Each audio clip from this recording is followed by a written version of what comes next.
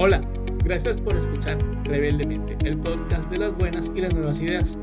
Aquí vamos a charlar con personas que han roto moldes, exploraremos paradojas que te hacen pensar y usaremos a la historia para descubrir lecciones que seguramente te van a sorprender. Prepárate pues para un viaje lleno de inspiración y descubrimientos increíbles. Gracias por acompañarnos en esta aventura.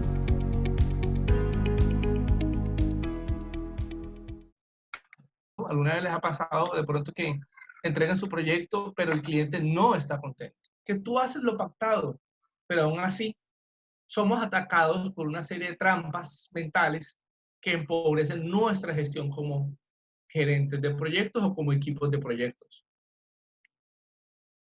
Intentaremos responder algunas de las preguntas, de las siguientes preguntas. ¿Por qué no podemos decirle que no a una mala idea? Imagínense lo siguiente: están en una reunión de trabajo y en medio no sé, de lanzar una estrategia de cambio, alguien dice, bueno, ¿y por qué no hacemos una piñata para sorprender a nuestros empleados, a nuestros colaboradores? Y de pronto tú piensas que es una mala idea, pero no te atreves a decir que no. Y de pronto hay algo que te lleva a guardarte tus comentarios. ¿Por qué en ocasiones nos sucede que compramos lo que se llama el compromiso barato? El compromiso barato es ese tipo de compromiso en el que la gente dice, sí, claro, nosotros te apoyamos, o sí, claro, seguramente lo vamos a lograr, pero en el fondo hay una serie de apoyo cínico donde la gente realmente no te está apoyando o no cree que lo vayas a lograr. Vamos a tratar de entender por qué dos personas diferentes, por qué dos personas ven diferente la misma realidad del mismo objeto. Y una pregunta que a mí siempre me intrigó y que la aplico hoy a la gerencia de proyectos. ¿Por qué mis compañeros que vivían tan cerca del colegio llegaban más tarde? Y esa pregunta, con toda la lógica del caso, también la podemos aplicar perfectamente a los proyectos. Y esa era una cosa que a mí me pasaba. Yo no vivía tan cerca de mi colegio, pero siempre encontraba que el que vivía a 2 cuadras del colegio era el último que llegaba. No lo podía entender. Yo siempre llegaba primero que él. Vamos a entender por qué sucede esto. Entonces, vean, algunos mitos sobre el cerebro que son importantes aclarar antes de proseguir con nuestro proceso. El primer mito dice que nosotros usamos el 10% de la capacidad cerebral. Bueno, entonces les cuento, eso es falso. Esto es importante aclararlo porque nos habla mucho de cómo pensamos. En el fondo, tú sí estás ocupando toda tu capacidad cerebral.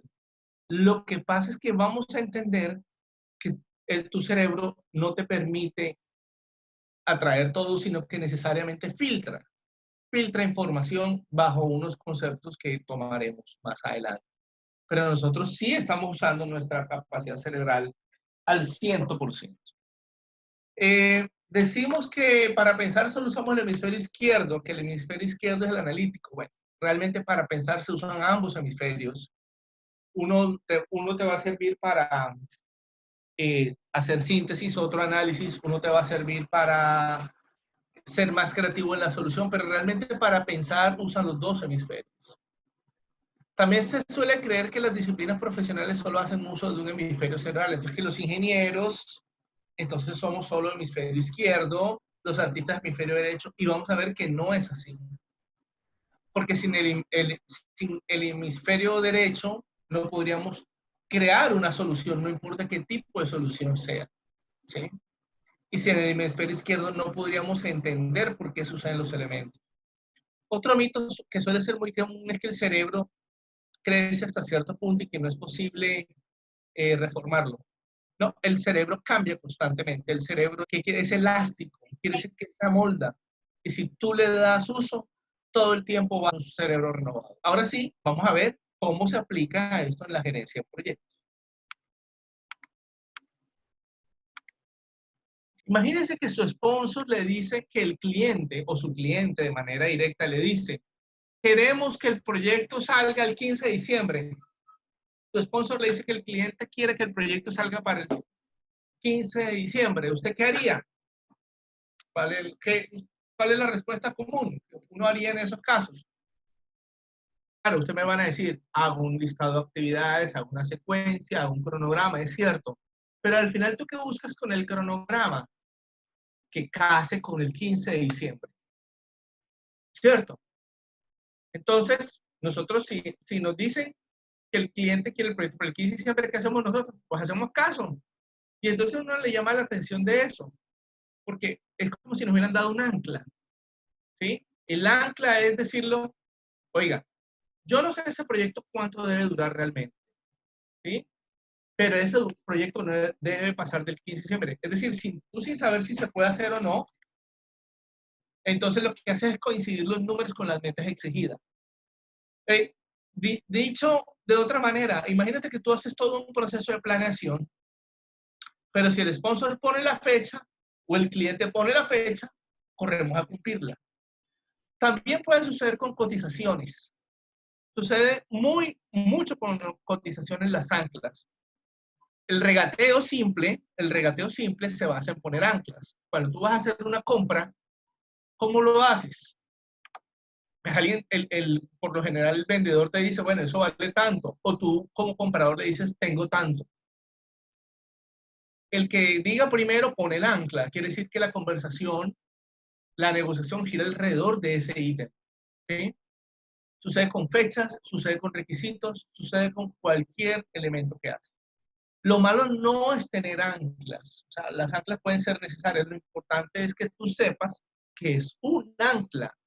Con las cotizaciones sucede cuando el proveedor te dice, no, eso se lo dejo en tantos, 100 unidades, 100.000, 100 millones, lo que quieran, y tú qué haces en el presupuesto, coges y te llevas esa cantidad tal cual como vino. Entonces, ese es un tipo de ancla. ¿Listo? Entonces, el anclaje no es malo. Lo malo es cuando tú concedes un peso desproporcionado a la primera información que recibes. ¿Sí? Entonces, es que alguien ya lo dijo y el cliente dijo que el 15 de diciembre, pero esa es una orden, es que, ¿sí? Se podía negociar, entonces el anclaje es dar un peso desproporcionado. El anclaje a veces se combina con otro elemento que se llama la obediencia a la autoridad. La obediencia a la autoridad tiene dos elementos. Uno, si una autoridad nos permite traspasar la ley, hay propensión de hacerlo. Pero también la obediencia a la autoridad es esa incapacidad que a veces tenemos como para refutar a una autoridad porque creemos que refutar es mal visto. ¿Sí? O sea, todos están de acuerdo y qué pena ser el único que diga que no. Entonces, muchas veces el anclaje se refuerza con el concepto de la obediencia a la autoridad y termina generando que tú tienes cronogramas de pronto irrealistas o presupuestos irrealistas, ¿sí? Cuando se pudieron haber negociado en algún momento, por ejemplo. Imaginemos lo siguiente. Tú tienes tu pasta dental, tu crema dental, y cuando está tu crema dental, ¿cómo te sirves tú el cepillo? ¿Cómo lo sirves? Entonces, claro, tú llenas el cepillo, pichas la pasta como sea, etcétera, ¿verdad? Pero cuando la pasta se está acabando, ahí sí te acuerdas que es mejor doblar la pasta, empiezas a servir pequeñas porciones, ¿verdad? De pasta sobre el cepillo. Esto sucede porque nuestro cerebro funciona diferente en épocas de abundancia, diferente que en épocas de escasez. Es lo que está pasando con nuestra realidad hoy. Hoy nos dimos cuenta que existía el teletrabajo, nos dimos cuenta que los contratos podían llegar sin firma y no pasaba nada, o que los documentos no tenían que ser físicos, no tenía que ser el original. Mejor dicho, nos dimos cuenta que se podían hacer muchas cosas que siempre habíamos esperado que sucedieran, pero que no. Y ahora que estamos en la escasez, somos recursivos y nos damos cuenta que podíamos habernos ahorrado muchos elementos que en el pasado no hacíamos. ¿Sí? En los proyectos sucede algo similar, y es que vamos a suponer que tu proyecto, al contrario, no tiene liberación o no tiene fecha definida, no tiene ancla. Y a ti te dicen, oiga, ¿cuánto duras tú haciendo ese proyecto? Y entonces, ¿tú qué haces? No, yo pienso y digo, me tomo todo el tiempo que necesito para poderlo cumplir, porque nuestro cerebro funciona así en temas de abundancia. Sin embargo, el desarrollo del proyecto suele ser lo más parecido a la escasez. ¿Por qué? La planeación es como la abundancia, pero la ejecución es como la escasez, porque te empiezas a consumir los recursos. Porque no es lo mismo cuando tú tienes el 80% del presupuesto a tu disposición y crees que te puedes gastar cualquier cosa, a cuando solamente te queda el 20% del proyecto, del presupuesto, y dices, tengo que hacerlo rendir, ¿verdad? Entonces, eh, un gran mensaje de este fenómeno de cómo funciona el cerebro es que nosotros no debemos estar retrasados para encontrar oportunidades de optimización. Seguramente a ustedes les ha pasado que, vamos a suponer, van el 80% del proyecto, del tiempo transcurrido, y se da cuenta que todavía falta 40% del trabajo, o no tiene tanto presupuesto. ¿Uno qué empieza a hacer en ese momento cuando dice, no lo voy a lograr? Optimizar, pide más recursos. ¿Qué tipo de optimización hacemos? ¿Sí?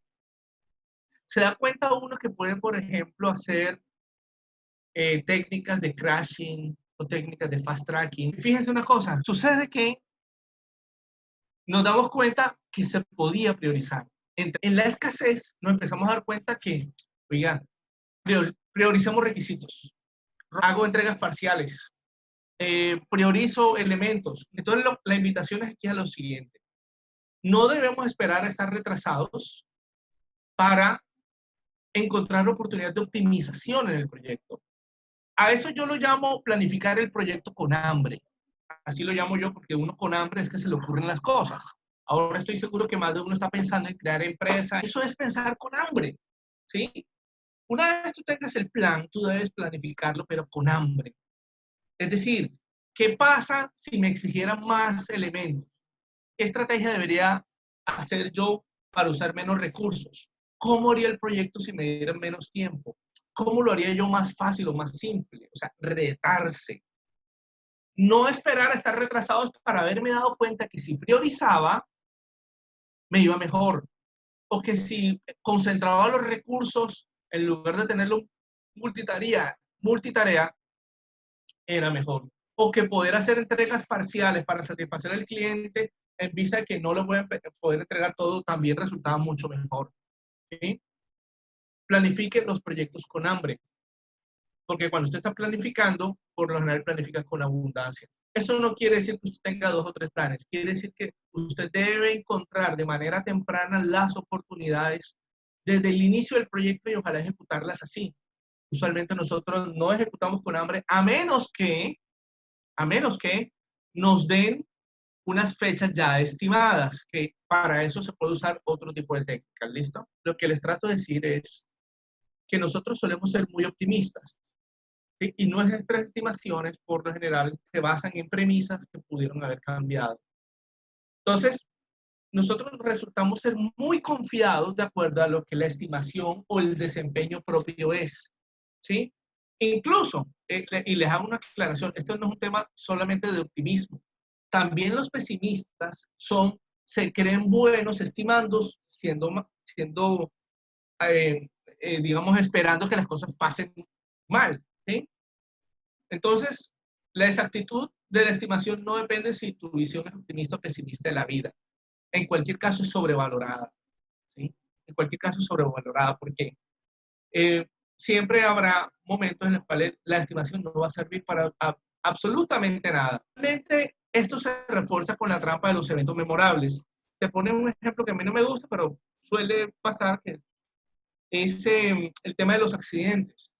Más gente muere por accidente en automóvil que en avión, pero siempre los accidentes de avión suelen ser más, digamos, memorables. Entonces, eso nos genera a nosotros unos sesgos a la hora de estimar y creemos que eso acompaña nuestro proceso de estimación junto con un proceso de la autoconfianza, la trampa de la autoconfianza, que es cuando tú escuchas a alguien que te dice, oiga, confía en mí, yo sé de lo que hablo, ¿verdad? Pues, bueno, sí, yo puedo confiar en ti, pero digamos que ahí hay una trampa de exceso de confianza. Entonces, obviamente las estimaciones para los que ya vienen trabajando temas ágiles, este tema ya ha sido de alguna manera superado, pero igual hay estimaciones de estimaciones. Lo interesante es que no hay un método único de estimación, sino que, como siempre, es reconocer qué elementos estás usando tú para estimar. Si tú tienes un método, buenísimo. Si no tienes un método y solamente estás basándote en tu confianza, ahí te digo, estás cayendo en esa trampa. ¿Sí? ¿Cómo podemos superar el exceso de confianza? Por ejemplo, yo tengo un método que se llama planificación acelerada de proyectos. Es un método que está en uno de mis libros, que es un método que he desarrollado precisamente para trabajar cuando a ti te dan ya la fecha. Imagínense que yo les digo que hay que trabajar para el 15 de diciembre.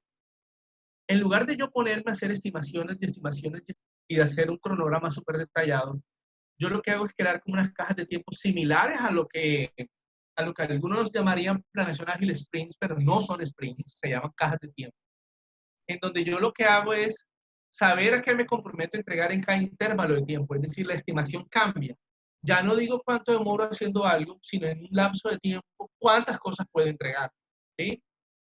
Entonces, esto es importante porque a veces nosotros confundimos retrasos reales con estimaciones pobres. Cuando nos referimos a estimaciones pobres es que, miren, hacer este documento no, eso dura un día hacerlo. Y aprobarlo, eso es otro mediodía y en día y medio hemos salido de eso. Eso puede ser una estimación pobre porque puede ser que tú no hayas contemplado que ese documento debía ser firmado, verificado por alguien y que esa verificación no iba a ser una firma en blanco, sino que de pronto te lo devolvían.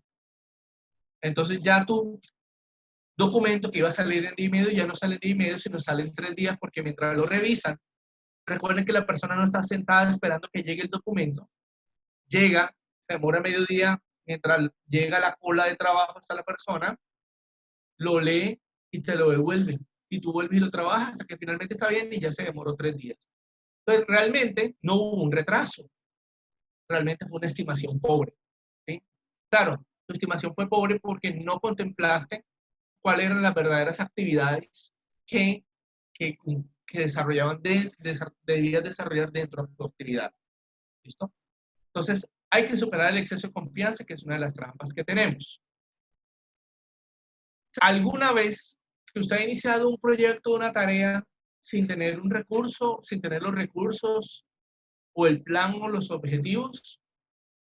¿Alguna vez les ha pasado que alguien les dice, empecemos eso ya porque mientras más rápido iniciemos, más rápido terminemos? Pero ya nosotros empezamos a aprender que iniciar más rápido no implica terminar más rápido. Porque si tú no tienes los recursos, entonces tú crees que estás haciendo una carrera, una maratón, pero ustedes han visto un perro correr alguna vez en la calle, en una playa, sin dirección. Entonces, miren, la orientación a la acción es la predisposición. Esto viene desde épocas primitivas, ¿sí? Donde corra porque el león se lo va a comer, ¿verdad? O el tigre se lo va a comer. La orientación a la acción es una predisposición del cerebro a actuar así, sea así sin sentido, porque es preferible a estar inmóvil. Se premia la acción, así sea sin pensar. Claro, por lo general cuando uno piensa en un buen líder, uno piensa en alguien que es arrojado, decidido, etcétera. Alguien que está orientado a la acción, que ejecuta a todo un gerente. Pero en cambio el reflexivo, el que piensa, bueno, usualmente no se ve tan premiado, ¿verdad? Bueno, la orientación a la acción es esa predisposición a actuar y viene desde la parte más interior de nuestro cerebro. Bueno, entonces, solo vale la pena avanzar en algunas tareas, en las tareas que ya tienes claras. Cuando uno, por ejemplo, aprende a trabajar el backlog, que es derivado de Scrum, ese inventario de cosas por hacer, o trabajas con un Kanban, uno también aprende que ese tipo de enseñanzas no son propias de proyectos necesariamente ágiles. Tú lo puedes hacer para proyectos que no son ágiles. Bueno, entonces es mejor esperar o empezar tarde con el recurso correcto que iniciar temprano con el recurso incorrecto. Usualmente debe ser una buena práctica incluir en la programación las esperas provocadas por los recursos. Lo que yo les decía es que cuando tú, en el caso de la documentación esta que yo espero que alguien más me firme, esa persona está haciendo otras cosas. No esperen que quien te sigue en la actividad está esperándote con los brazos abiertos. No, él de pronto tiene una fila de cosas por hacer. ¿Sí? como les decía, tener un backlog, tener un inventario de tareas pendientes nos va a ayudar en eso. Solamente haga lo que tiene claro. Si no lo tiene claro, no adelante trabajo. Y no hay que ser, no hay que estar en un proyecto ágil para hacer eso. Es sentido común. ¿Alguna vez, les pregunto, se han salido de un cine porque la película era mala? ¿Alguna vez les ha pasado? Uno, ¿por qué no se sale de un cine porque la película sea mala? Uno, porque, mire, ya lo pagué, ¿verdad? Dos, igual ya tengo el tiempo reservado. Y tres, no, voy a esperar a ver si mejora. Y de pronto no mejora, ¿verdad? Lo racional es salirse, pero no siempre hacemos lo racional. Decimos, no, ya que ya entrados en gastos, ya untada la mano, untado el codo, ¿verdad? Eso se llama el síndrome de los costos hundidos. El síndrome de los costos hundidos se refleja en muchas maneras. Por ejemplo, usted contrata a alguien, usted directamente, usted la recomienda, la contratación, usted hace el proceso y de pronto esta persona no cumple con el desempeño, entonces le cuesta despedirla. O invertimos en proyectos que ya no generan retorno o seguimos adelante con productos que ya no serán competitivos. O puede suceder con un proveedor también. Eso se llama el síndrome de los costos hundidos. Adoptamos decisiones que justifican elecciones anteriores porque nos cuesta asumir los errores. ¿Sí? Entonces los costos hundidos nos lleva a terribles decisiones porque nos invitan a seguir en un proyecto que ya no cumplió el caso de negocio o en un producto que ya no va a ser competitivo o con un equipo de trabajo, una persona o un proveedor que ya no me está generando el resultado esperado. Pero como yo la contraté, yo tomé la decisión o yo estoy a cargo, no hago el cambio. ¿Sí? Entonces, en ese caso, lo que se recomienda es que usted debe saltar antes de hundirse. ¿Qué quiere decir eso? Miren, por ejemplo, que usted tenga un comité de personas que le ayuden a tomar cierto tipo de decisiones o un comité asesor. ¿Sí? O que usted solicite una auditoría de un tercero. Hay una técnica que a mí me gusta mucho que se llama Stage Gate. Stage Gate es una técnica de innovación que dice lo siguiente, vea, al finalizar una fase o al finalizar un hito, usted puede tomar 4 decisiones. Congela el proyecto, mata el proyecto, recicla el proyecto, es decir, lo devuelve, lo reprocesa o sigue adelante. Pero lo hace bajo una metodología. Dice que usted tiene que cumplir unos puntos. Si esos puntos no los cumple, su decisión debe ser ir más adelante. ¿Sí? Entonces, ese tipo de elementos es bien interesante para evitar caer en los costos hundidos. Ahorita está de moda una película, de pronto la han visto por ahí, está de moda, pero es vieja, pero le han vuelto a poner, que se llama Guerra Mundial Z. En Guerra Mundial Z pasa algo muy interesante, es de zombies, pero cuenta algo que es ficticio, porque me parece interesante. Dice que en Israel tienen la ley del 10.º hombre. La ley del 10.º hombre dice que si 9 personas de un comité concuerdan en una explicación, es deber de la 10ª buscar evidencias que prueben lo contrario. ¿Sí? Eso que evita que la gente piensa igual. Entonces, la obligación de pensar diferente. Y eso fíjense que va contra la presión del grupo y contra la obediencia de autoridad. Quienes se quejan de su trabajo, pero tampoco están buscando un nuevo empleo. Pero sucede, se queja de su vida, se queja de su trabajo, etc. Pero realmente, ¿cuántos estamos buscando un nuevo empleo cambiar? De pronto muy pocos. De pronto muy pocos hemos dado el salto, o muy pocos hemos dicho, ya no más voy a emprender, ¿verdad? Pero hay que entender por qué las personas nos resistimos a cambiar nuestro status quo. La respuesta está en el cerebro. Cambiar implica energía. Moverse es más difícil que quedarse quieto. Y el cerebro siempre está pensando en ahorrar energía. Entonces el cerebro lo que nos ayuda es a decir, oiga, todo lo que implique cambio, vamos como a dejarlo para después, porque cambiar implica que el cerebro debe consumir energía y por tanto él está pensando en ahorrarte energía. Analizar los cambios implica más esfuerzo cerebral que analizar el presente. Por tanto, nos cuesta mucho el cambio y por eso nos resistimos. ¿Cómo podemos vencer la resistencia al cambio?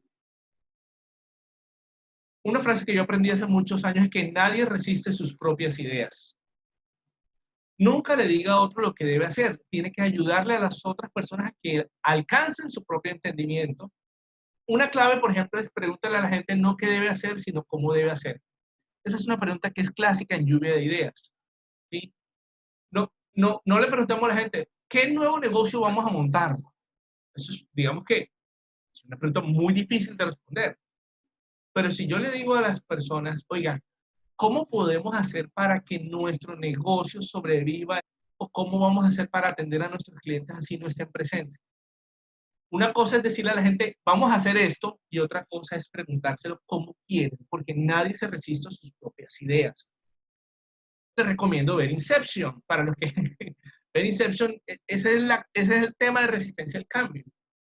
Las personas tienen que llegar por su propio entendimiento para poder vencer la resistencia. Lo que nosotros hacemos es facilitárselo, ¿sí? Y hay muchas maneras de hacerlo. Por ejemplo, use los chicharrones que las personas tienen hoy, úsalos como una forma de decir, si tú quieres evitar estos chicharrones, muévete. Véndale una idea excelente, eso es lo que se llaman los tesoros, ¿sí? Pero la gente tiene obstáculos, eso se llaman los peros, en lo que la gente dice, eso se puede hacer, pero no hay que menospreciarlo. Entonces, son una serie de técnicas que nos van a ayudar también a vencer la resistencia al cambio. Yo una vez tuve la oportunidad de hacer un proceso de cambio en una entidad y lo que hicimos fue crear un muro de los lamentos. Así fue. La gente escribía lo que consideraba que estaba mal. Y cuando nosotros fuimos a justificar, bueno, y también le preguntamos a la gente cómo quería que cambiara. Cuando nosotros fuimos a presentar el proceso de cambio, los resultados, escribimos textualmente las ideas que las personas nos ponían. Eso hacía que la gente se sintiera identificada rápidamente por el texto. Eso es una idea. Obviamente nosotros no hacíamos todo lo que la gente decía, pero lo que me refiero es que haber hecho eso nos permitió que la gente se sintiera protagonista del cambio, no como un cambio impuesto, sino como un cambio concertado, porque la gente tuvo la oportunidad de opinar. A veces la gente no quiere que hagan lo que digan, pero sí que se les escuche. Nunca se les olvide eso. Seguramente a usted le ha pasado que tiene el aumento de sueldo que quiso, pero se queda corto, ¿verdad? Seguramente usted pide un aumento y al cabo de 2 meses ya la plata no le alcanza. Bueno, seguramente eso le pasa a usted con las estimaciones de tiempo, las estimaciones de costo. Por ejemplo, ¿cuál fue la última estimación que hizo? ¿Qué fue la última tarea que estimó? Yo le pregunto una cosa, ¿le agregué un colchoncito? Cuando le dijo a otras personas cuánto se iba a durar, ¿era con o sin colchón? ¿De qué depende ese colchón? Cuando hizo la tarea, ¿la hizo cuando dijo que le iba a hacer o un poquito después porque hizo el colchón? La gran pregunta es, ¿cumplió? ¿Cumplió antes del colchón o sin el colchón? Bueno, todos estos elementos están consolidados o explicados en dos trampas que son denominadas el síndrome del estudiante y la ley de Parkinson. El síndrome del estudiante, ¿a qué se refiere? A que las personas comienzan a dedicarse a una tarea cuando se acerca la fecha de entrega, como estudiar para el parcial. La ley de Parkinson dice que cuando el trabajo se expande, mientras más tiempo tengas para su realización. Lo mismo sucede con los gastos respecto al salario. La ley de Parkinson es universal, ¿sí? Entonces, los gastos aumentan en la medida que tengas más salario disponible para gastar. Por eso, en ocasiones se recomienda recortar colchones o a todo un cronograma recortarlos. Eso se usa usando métodos de estimación, usando amortiguadores en lugar de colchones. ¿Los colchones para qué son? Para dormirse.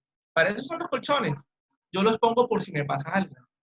Los amortiguadores son diferentes porque los amortiguadores son ya no un tema de por cada actividad, sino que tú le quitas el colchón a cada actividad y generas un amortiguador del proyecto. ¿Sí? Vuelvo al punto, diferencia entre retrasos reales y estimaciones pobres. Todavía hay muchos otros que de pronto ustedes conocen, otros no, pero se los puedo dejar como consulta o literatura más adelante. para que lo consulten, otros 10 sesgos, trampas. De pronto me siguen faltando muchos más. Peter Senge habla del éxito para los exitosos en su libro La Quinta Disciplina, un arquetipo. Por ejemplo, el efecto halo, también es un tema de recursos humanos. El sesgo de la confirmación, que es transversal a muchos elementos de gerencia de proyectos, los retos heroicos. Hay muchos otros sesgos, falacias, dilemas o trampas en que nuestro cerebro cae, pero nosotros no somos conscientes de cómo funciona. Como notas finales, quiero dejarle como 2 grandes conclusiones. Y es que el cerebro es una máquina que trabaja al 100%, pero que no nos deja usar toda la información, la filtra de acuerdo a nuestras creencias, deseos e intereses. Usted solamente percibe ciertos elementos, ¿sí? Y muchas veces eso nos lleva a que en ocasiones esos elementos o datos confirmen lo que pensamos. Por eso es que la frase de vemos las cosas no son como son, sino como somos, cobra vigencia. Esa es una explicación. Pero también sucede que nosotros somos más sensibles ante las pérdidas que ante las ganancias.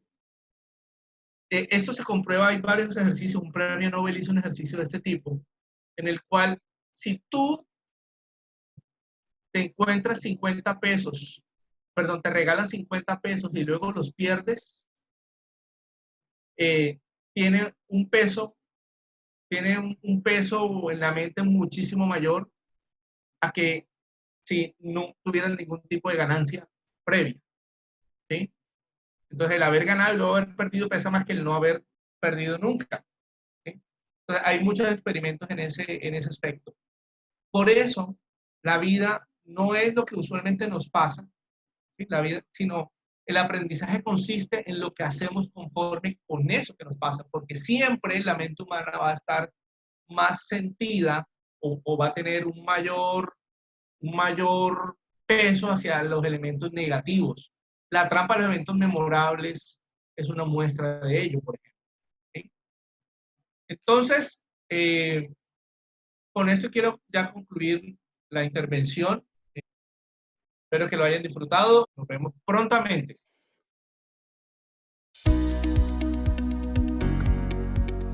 Y así llegamos al final de otro episodio de Rebeldemente. Si te gustó lo que escuchaste, no dudes en compartirlo con tus amigos. ¿Tienes algún tema en mente que te gustaría que explore? Cuéntamelo en los comentarios. Si te quedaste con ganas de más, puedes profundizar temas como este en mi libro, Si Descartes fuera gerente, disponible en Librería Nacional, Profitécnica y Lerner en Colombia y en Amazon para el resto del mundo. Gracias por acompañarme hoy. Hasta la próxima.